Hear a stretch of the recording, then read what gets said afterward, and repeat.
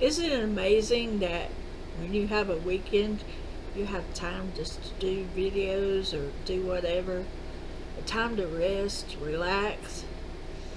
Um, well, this one, I think I'm on a roll today.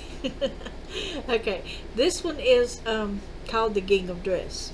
It's actually a poem, but later on in time, I actually made a story out of it also.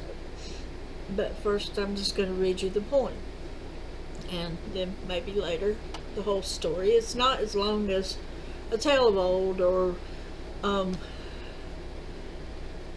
some of the others that I do. But it was kind of I don't know, just like an introduction or telling you how it came about. So here we go. The Gingham Dress. The daffodils were blooming now. Red clover spread over the meadow. The smell of heather filled the air. As she walked, she felt some better. She walked slowly from her broken right hip. Her aging body mended slow, but it had been 2 months since she tripped. In the middle of the meadow she stopped, leaning heavily on her cane. Often her mind wandered, and now it was happening again. She'd forgotten something, but what she couldn't rightly recall. Well, maybe it would come to her, or maybe not at all. Flowing loose down her back, long snow-white hair. Oh my goodness, that was it! She'd forgotten to brush it, and he would soon be there. She took a few steps, planning to rush back home. Then tears rolled down her cheeks as she remembered she was all alone.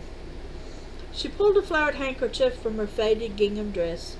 As she brushed away the tears, she remembered it was the one he loved best. The collar was faded now, and there was a rip under the arm, but it was comfortable to wear when the day was warm. He bought her at $4.45, or was it 46? Sometimes dates bothered her. Often her mind played tricks. Let's see now. The Millers were having a barn raising, and they had helped each day. That night they were to celebrate, and Coy and his boys were to play. Such fine fiddle players, and Thad with his violin, but she really had nothing fit to go in. Most of her clothes she made from flour sacks, and she even made the dye. Pokeberries and walnut hulls. Sometimes she used extra blueberries when she made pies. She remembered crying because she wanted to go so bad, and she took a walk with old Blue, one of the best friends she ever had. John's feelings would be hurt if she told him of her sorrow. She decided to pick some blackberries to make a pie for tomorrow. "Maddie, Maddie!" She heard his voice call her name. Old Blue perked up his ears and went running down the lane. She dried her tears as best she could. He hated to see her cry. If he noticed, she would tell him she'd gotten dust in her eye. "Oh, there you are! Come, I have something for you." Such excitement on his face. She asked him what it was, but he wouldn't give her a clue. "Come on now, we don't want to be late. The Miller shindig starts at 7:45. How did she have the heart to tell him that she couldn't go? She had nothing to wear, but she couldn't hurt him so. He took her arm in his and led her down the path, and as they entered the house, she noticed he'd drawn water for a tub bath. She couldn't stop the tears that fell. Her husband was just too much. For 10 of her best years, this was the man she loved. They had always been poor, though they worked their fingers to the bone. Somehow it never mattered, because he was always the one she could rely on.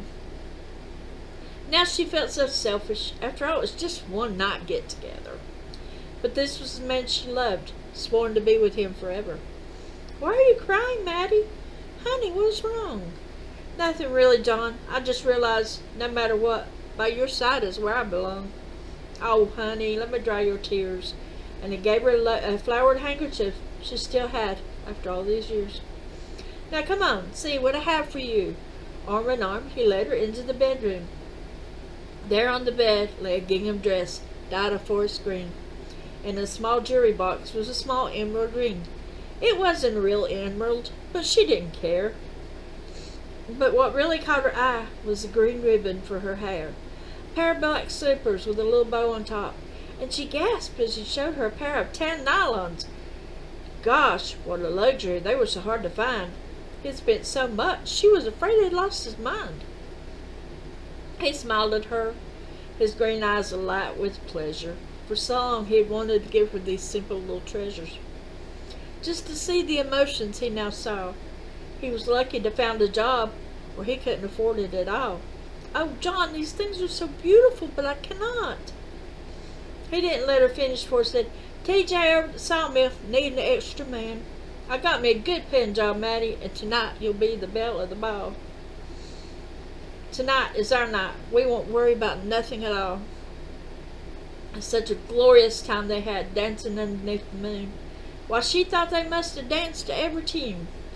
When they arrived home that night, they loved as never before. No, it wasn't 45 or 46. It was June the 8th, 1944.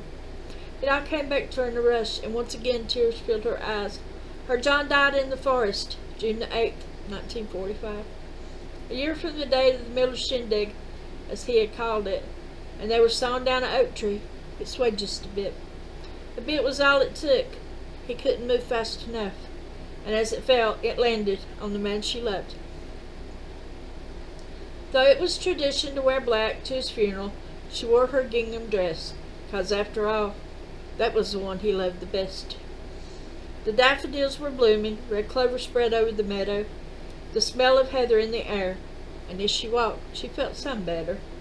Her thoughts were repeating again. It was time to go home.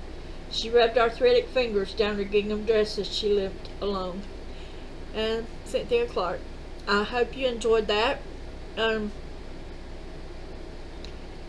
think, yes, I probably will read the other one. Maybe I'll do that now. Well, no, I have to find it first. So, I hope y'all enjoyed it, and have a good day. Thank you for listening. Peace.